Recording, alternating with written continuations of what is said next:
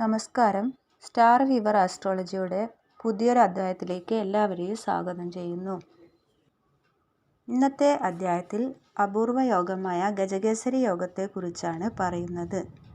ഗജകേസരി യോഗം പോലെ തന്നെ ചില നക്ഷത്രക്കാർക്ക് വിഷുഫലമായി രാജയോഗവും കാണുന്നുണ്ട്. 2026 മാർച്ച് മാസത്തോടെ ഗജകേസരി യോഗവും രാജയോഗവും അനുഭവിക്കാൻ പോകുന്ന നക്ഷത്രക്കാരെക്കുറിച്ചാണ് ഈ വീഡിയോ.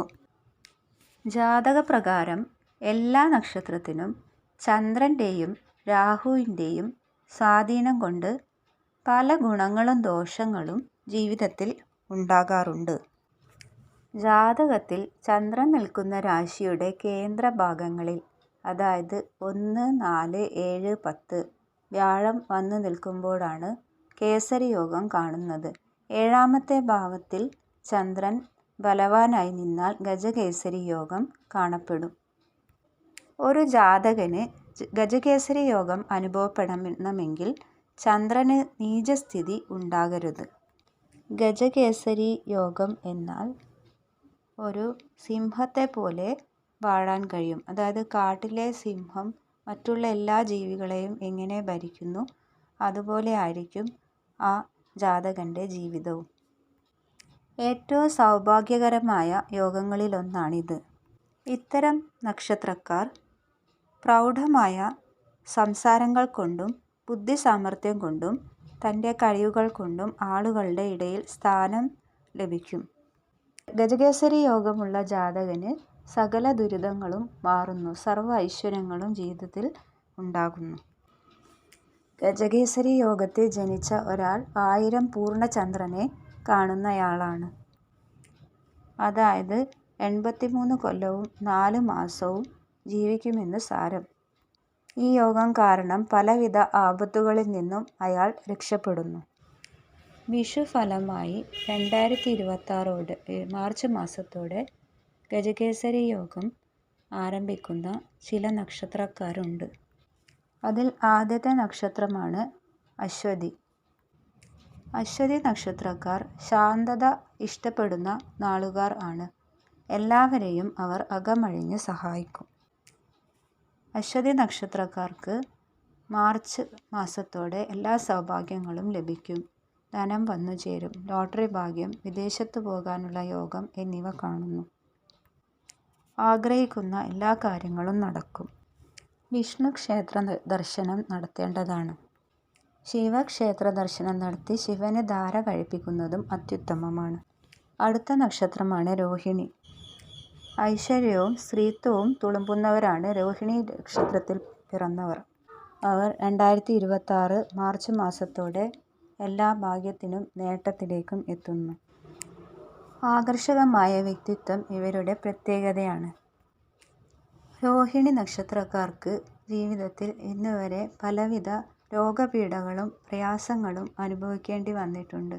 പക്ഷേ ഇനി അങ്ങോട്ട് ഇവർക്ക് സമൃദ്ധിയുടെയും സന്തോഷത്തിൻ്റെയും നാളുകളാണ് വരാൻ പോകുന്നത്. കടബാധ്യതകളെല്ലാം ഒഴിഞ്ഞുപോകും. വാഹനയോഗം കാണുന്നു. സന്തോഷം നൽകുന്ന പല വാർത്തകളും കേൾക്കും. ജോലിയില്ലാത്തവർക്ക് അവർ ചിരകാലമായി ആഗ്രഹിച്ചിരുന്ന ജോലി ലഭിക്കും. അടുത്ത നക്ഷത്രമാണ് ആയില്യം.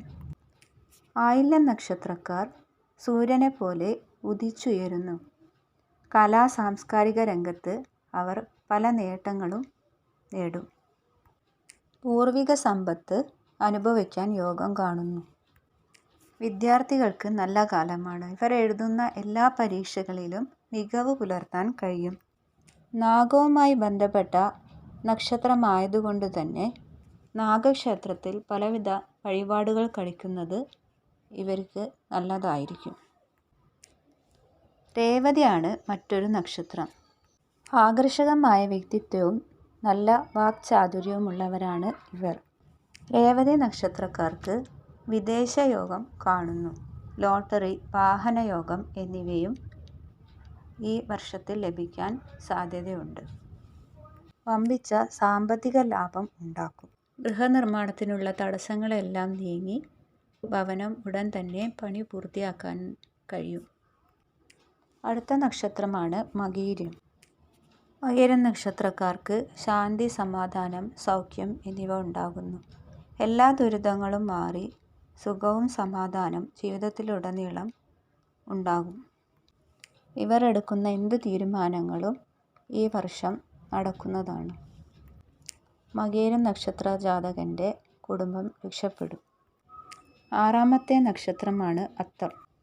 അത്തം നക്ഷത്രക്കാരുടെ ദേവത സൂര്യനാണ്.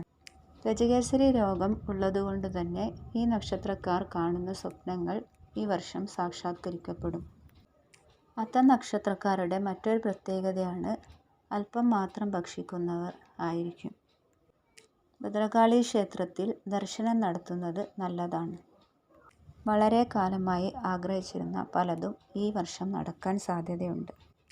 പൂയം നക്ഷത്രമാണ് മറ്റൊരു നക്ഷത്രം. പൂയം നക്ഷത്രത്തിൻ്റെ രൂപം അസ്ത്രം, പാൽക്കണ്ണാടി എന്നിവയാണെന്ന് പറയപ്പെടുന്നു. പാപദോഷമുള്ള നക്ഷത്രമാണ് പൂയം. ബൃഹസ്പതിയാണ് ദേവത. പാപദോഷം കാരണം പിതാവിന് ദോഷമുണ്ടാകുന്നു. പക്ഷേ പൂയ നക്ഷത്ര ജാതകൻ്റെ ജീവിതം സുഖവും സമൃദ്ധിയും നിറഞ്ഞതായിരിക്കും. ഇനി സന്തോഷത്തിൻ്റെയും ഐശ്വര്യത്തിൻ്റെയും നാളുകളാണ് വരാൻ പോകുന്നത്. ഭാഗ്യത്തിൻ്റെ കൊടുമുടിയിൽ എത്തുന്ന സമയമാണിത്. ധനപരമായ നേട്ടങ്ങൾ വരാം. ഗുരുവായൂർ ക്ഷേത്ര ദർശനം നടത്തുക. ഈ വർഷത്തിൽ അപൂർവങ്ങളിലൊന്നായ രാജയോഗം കാണുന്ന ചില നക്ഷത്രക്കാരുണ്ട്. അവരെ പരിചയപ്പെടാം. അതിലൊന്നാമതാണ് മകം നക്ഷത്രം. ഈശ്വരഭക്തി, ഗുരുഭക്തി എന്നിവ ഇവരുടെ പ്രത്യേകതയാണ്. ഇവർ സത്യസന്ധന്മാരാണ്. ഈ വർഷത്തിലുടനീളം ഇവർക്ക് സന്തോഷമുണ്ടാകും. മഹാഭാഗ്യമാണ് ഇവരെ ഈ വർഷത്തിൽ തേടി വരുന്നത്. രണ്ടാമത്തെ നക്ഷത്രമാണ് പൂരം.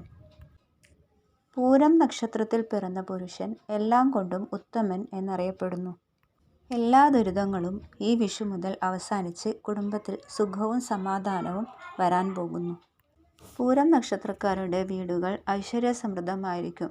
കാര്യവിജയം നേടും. ദീർഘകാലമായി ആഗ്രഹിച്ചിരുന്ന പല കാര്യങ്ങളും നടക്കാൻ സാധ്യതയുണ്ട്. ക്ഷേത്രത്തിൽ ലക്ഷ്മീനാരായണ പൂജ നടത്തുന്നത് നല്ലതാണ്. ഈ വീഡിയോയിൽ ജീവിതത്തിലെ അപൂർവ യോഗങ്ങളെക്കുറിച്ചാണ് പറഞ്ഞിരിക്കുന്നത്. ഇത്തരം ജ്യോതിഷ സംബന്ധമായ അറിവുകൾ ലഭിക്കുവാൻ ഈ ചാനൽ ലൈക്ക് ചെയ്യുക, സബ്സ്ക്രൈബ് ചെയ്യുക.